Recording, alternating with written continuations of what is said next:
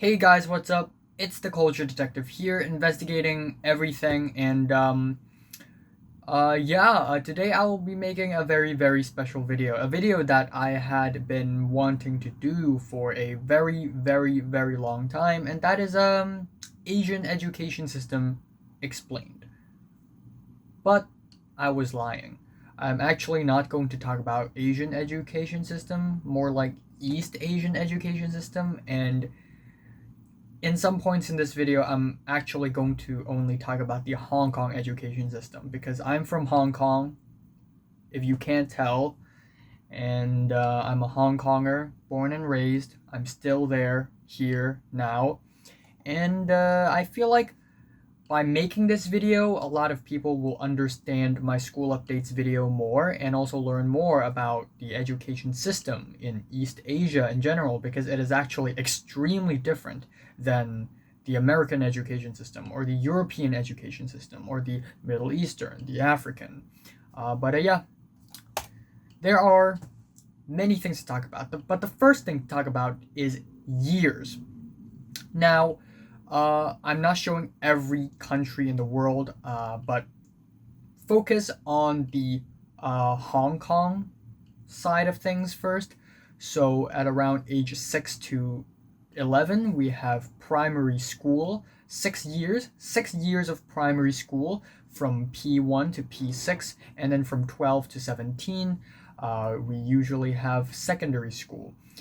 Forms 1 to Form 6, it's F form, and it's pretty much the same for China, and in the USA it's weird. I don't understand it. Americans have 5 years of elementary and then 7 years for middle school and high school. Okay, that's odd. And then for the UK, pretty much similar. Also 6 years, but we have upper sixth. Well, they have upper sixth and lower sixth, so it's still 7 years for them in the secondary education department. So again, it's called secondary school for us, not middle school and high school. Secondary school, full package. Okay, 6 years in the same school, secondary school. All right. Now for semesters and terms, for Hong Kong and China. September to January is the first term, February to July is the second term, of course separated. The separation between the two terms is the Chinese New Year holiday. Duh. But for other countries in the world, usually the separation is Christmas. For UK and Japan, UK, they run on trimester system. So of course we have the semester, the trimester, the quartermester. And in the UK and Japan, and I think many other countries out there, there are 3 trimesters in a year. We have the autumn, the spring, and the summer, which is weird because August is also considered a part of summer, and it's summer break, and then we have the entire December gone because it's winter break. Also, I need to turn on air conditioning. November here in Hong Kong is pretty hot, at least in this year.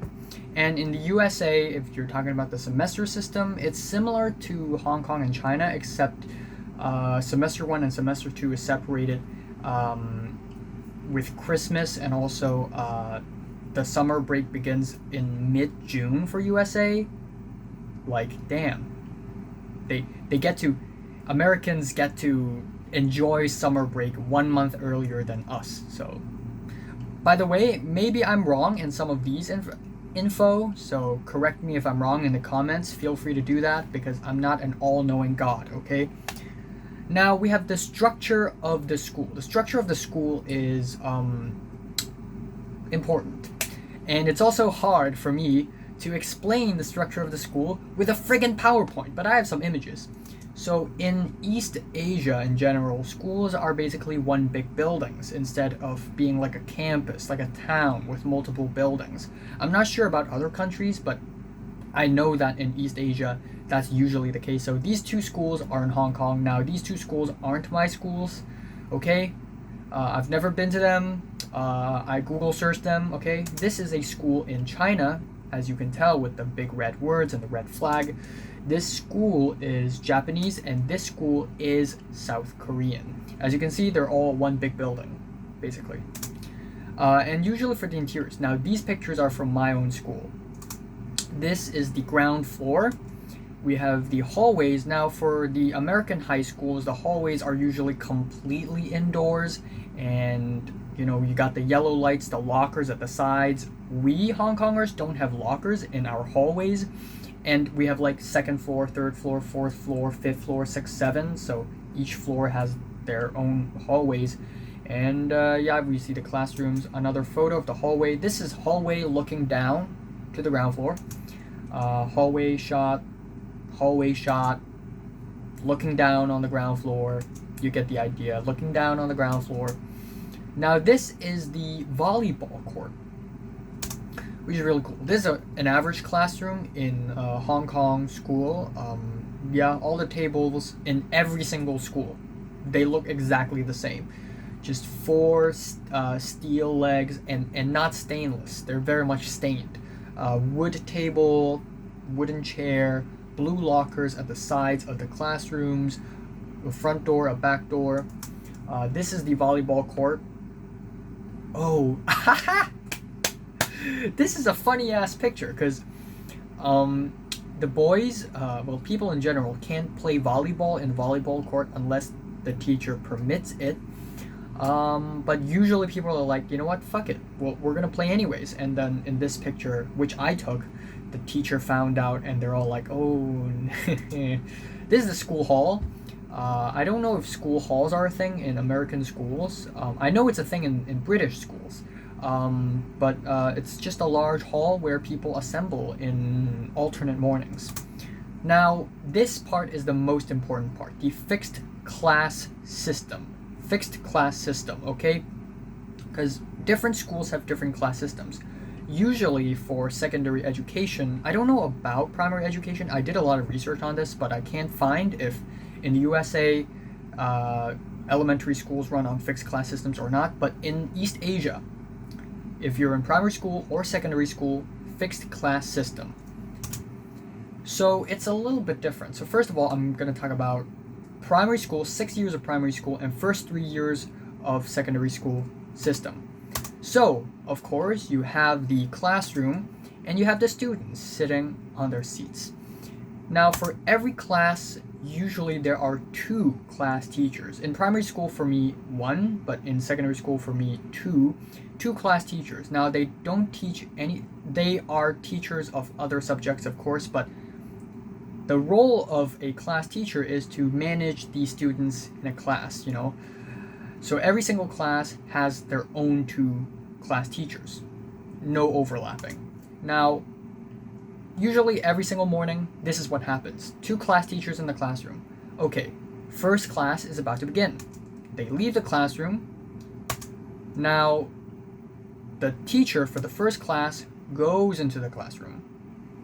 And then for the second part, the second teacher goes into the classroom and then leaves the classroom. And that's it for the whole day. Now, this is my timetable. This is, as you can see, 2015 to 2016.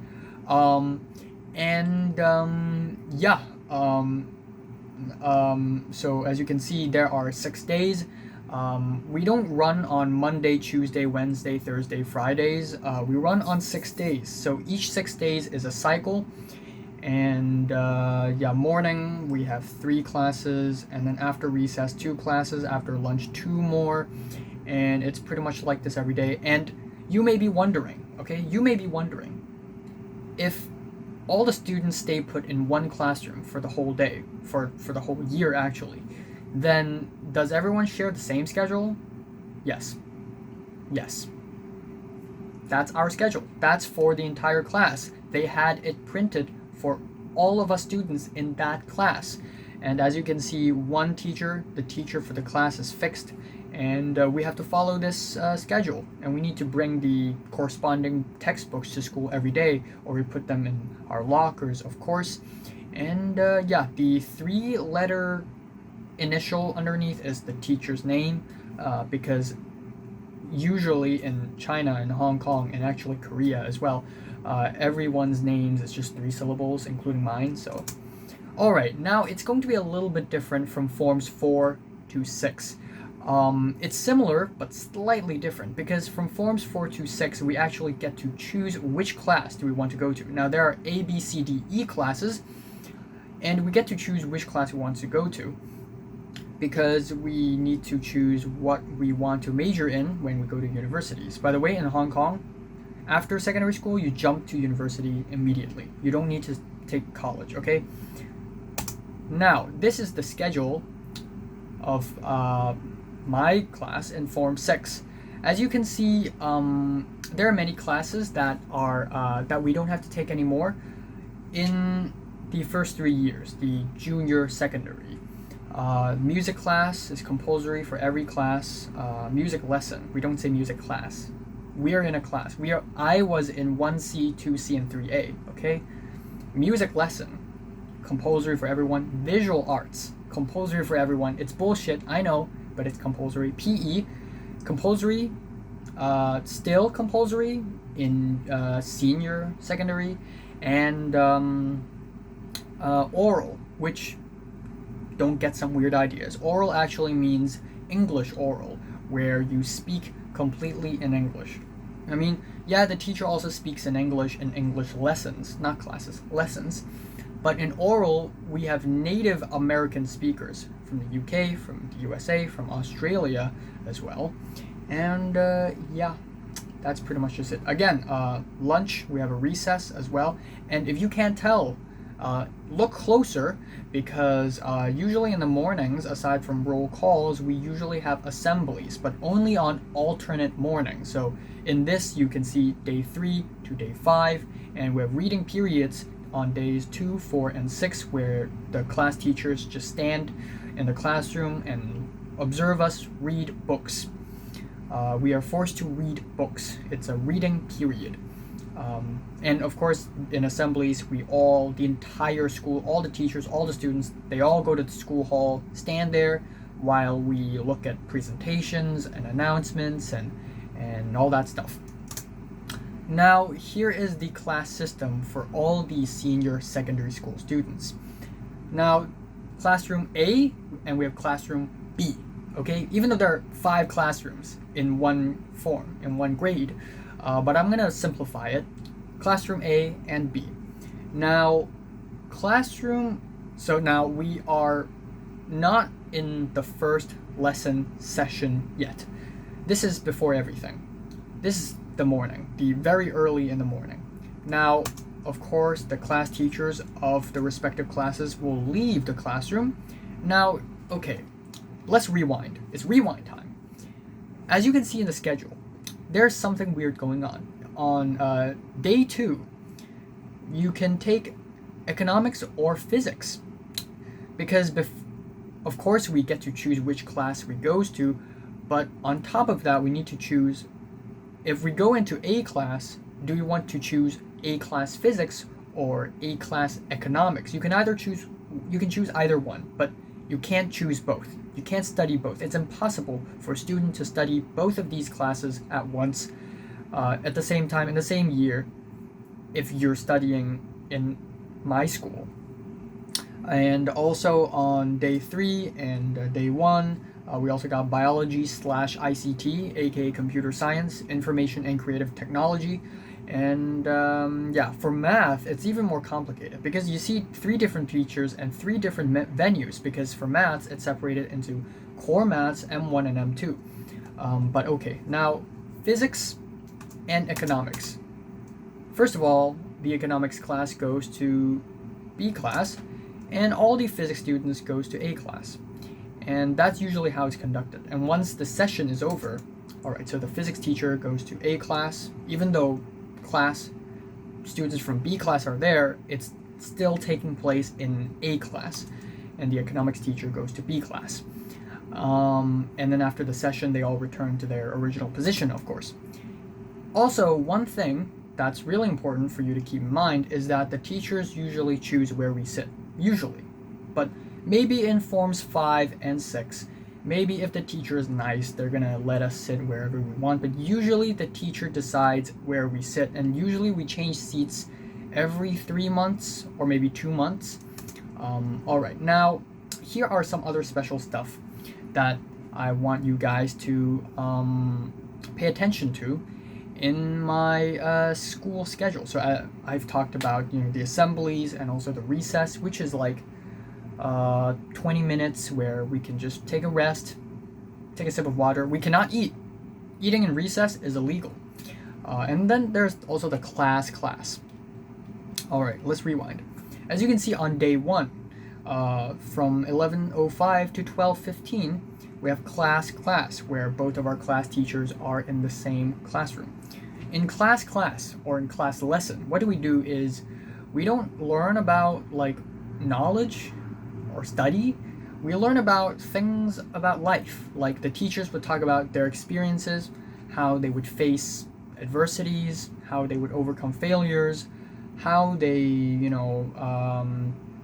make us how they handle stress, how they handle anger, maybe anger management. And then they would also talk about things like bullying, like anti-bullying, anti-sexual harassment. There's talks about sex education. Sometimes we don't stay in the classroom for class. We go to the school hall where an entire form listens to a long talk about sex education, or environment conservation, or sexual harassment again, bullying again. You get the idea, but that's class. And also, I don't know if it's like this in the USA, but school starts at 8:05. I know the schedule says it starts on 8:10, but if you arrive at school later than 8:05, the prefects will catch you because you're late. And after lunch, you need to return to school before 1:15.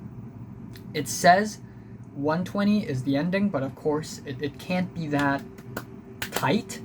And the ending of school is usually 3:55, but if you're in forms 5 to 6, you know that usually there would be extra classes after school, so it can go all the way up to 6 p.m. or even 7 p.m. You may skip dinner because of school if you're an Asian student. Okay, now, yes, the schedule. Now, you may be wondering, what kind of classes do we have to take in senior secondary school? I'm not talking about junior secondary. The first 3 years we need to take all kinds of lessons. It's all compulsory. None of them are optional. But after Form 3, you get to choose which class to go to. And you would look at a table like this, similar to this. Now, it's not 100% correct. I made this table from my memory. I'm in A class, and A class is the elite class. So Chinese, English, liberal studies are all compulsory to all students. Though in A class, chemistry is compulsory for everyone. You either pick biology or ICT, you either pick physics or economics, and for maths, if you're in A or B, you can pick either core, M1, or M2, which are 3 totally different classes. Core is the easier one, of course. M1 is core plus statistics and algebra, and M2 is core plus calculus and algebra. And I didn't take M2 because I was lazy. And if you're in CDE, you need to take the core maths. You can pick any classes, okay? If it's open, of course. Visual arts isn't open because it's not popular, but in case it is, it will be a thing. But usually it isn't a thing. And the options for choosing classes are different in each class. Choosing lessons. Okay. Also, for lunch, one thing you need to know is that from forms 1 to 3, you must eat in the classroom. You can eat your lunch in canteen as well, but my class teachers back in the days don't recommend it. And from forms 4 to 6, you can eat outside of the classroom. You can eat inside, you can also eat outside. You leave the school, you go to a restaurant nearby in a nearby mall or in the nearby streets. You eat there, you pay for it yourself. I mean, you pay for the lunch yourself every day, of course. But if you eat in the classroom, there's a lunch program that you can subscribe to, and their lunches usually suck. Alright, now moving over to the next section, dictation, tests, and exams. And before that, look at the schedule. Now, as you can see, we have the Greek numbers, or Greek numbers, Roman numbers, I forgot. But these Roman numbers or Greek numbers are actually like days. Like as you can see, the highest number is VI, which is 6, and then it goes back to I, which is 1, so 6 days. And if there's a holiday, then it's not going to count on that day because we don't have to go to school. So we have the doesnt, the Dragon Boat Festival, and then there's the annual examination for the forms. Okay, now there are many different kinds of tests and all that stuff. We have dictations, where it can happen whenever the teacher wants to, and then we have quizzes. There's a difference, big difference between dictations and quizzes. For dictations, we take a blank piece of paper, and the teacher says words or sentences, and we need to write them down. In forms 4 to 6, usually the teacher doesn't even say anything, and we need to write it down from our own memory. For quizzes, it's pretty much what you would expect: questions, answer, multiple choices, short questions, long questions, mini essay type questions. And then we have the tests, which happen twice per semester, not counting the term test, aka the midterms, which happens once every semester, once every term. Midterm, in the middle of the term. So usually they take place in early November and late March. And then of course you have the final exams, once per semester, of course, or once per term. Usually it takes place over the entire January or the entire June, or yeah. And of course at the end of secondary school, everybody needs to take the DSEs, unless you have other special reasons. It's a once-in-a-lifetime thing, and usually it takes place for over 3 months. And the DSEs are really special. I highly recommend you guys to check out my DSE videos, where I document myself taking the DSEs. But the DSEs aren't organized by one school, it's organized by the government. And it's a period of time where all schools in Hong Kong must comply, where we are all assigned by the government to schools in a nearby district where we don't have to wear a school uniform. We can wear whatever clothes we want to wear, and we take the exams. And yeah, it's citywide. All right, now exams, term tests. We usually, now this is yeah, this is pretty similar to junior and senior, but I'm talking about senior, the 3 senior years specifically. Every time we have term tests, there are 7 term tests, and every time we have the final exam cycle, there are 7, 1, 2, 3, 4, 5, 6, 7, 8, 9, 10, 11, 12, 13, 14, 15, 16, 17, 18 final exams, 18 papers. So for Chinese and English, for the language papers, we have 4 separate exams to take, and then for each lesson, we have 2. Yeah, that's pretty much just it. Now, I don't know if it's different in other countries, but usually when we are in a test cycle or an exam cycle, the entire schedule is different. We don't take these tests or exams during the lesson that's in our schedule. We have a totally different schedule. We usually leave our school later. We will not take any other classes. We cannot, join any activities in clubs or whatnot. In those periods of times, it's nothing but exams or tests. And of course, we have the DSEs. School uniforms. I have a school uniform. So again, not my school. I looked it up in Google, but this is the summer school uniform for boys. And this is the winter one, long sleeves, tie, and then there's usually the summer uniform for girls. And then the winter uniform for girls is kind of similar, short sleeves, I know, a little misogynistic, unfortunately, ties, skirts as well, long skirts. Short skirts are not a thing. Also, school uniform is, again, provided by school via a clothing company, and we need to pay that clothing company. And different school has different school uniforms, of course. And then we have the PE uniforms. Yes, not only do we have normal, formal school uniforms, we have PE uniforms as well. So not my school as well, and usually boys and girls wear the same thing. There's also the long pants for winter, long trousers for winter, but nobody wears it because whoever wears it is a soy boy or soy girl, and we also have a PE jacket as well. Yeah, I made a separate video talking about my school uniform. I highly recommend everyone to check it out. It's short, it's sweet, it's simple, it's cool.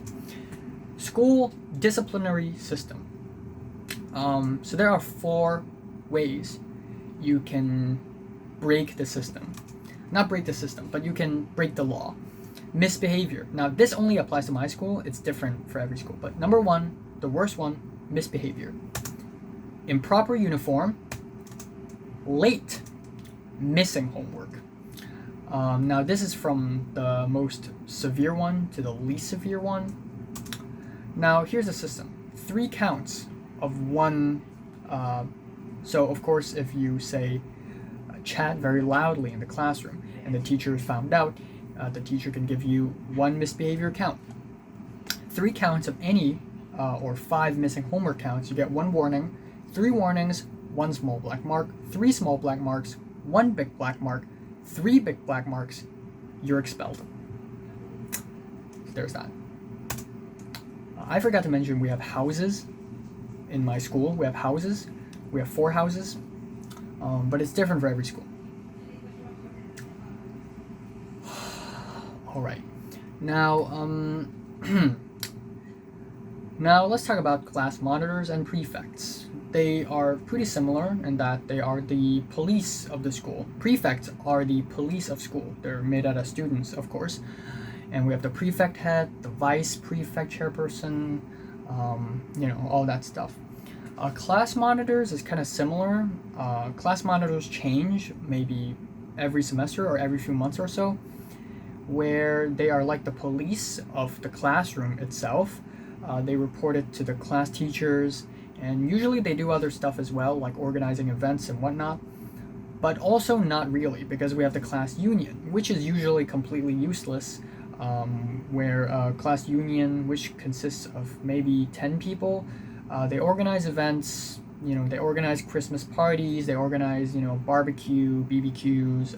We have the student union, which is like class unions, but for the entire school, where they organize this, they organize that, Halloween party thing, Christmas dance competition, Minecraft competition, whatever.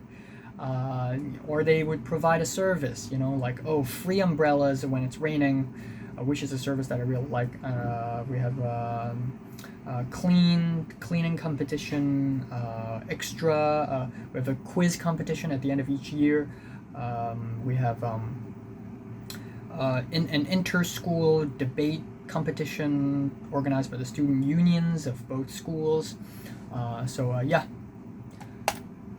Also, punishment. There's no such thing as suspension in the Asian education system, because imagine getting suspended as a punishment. It's not a fucking punishment.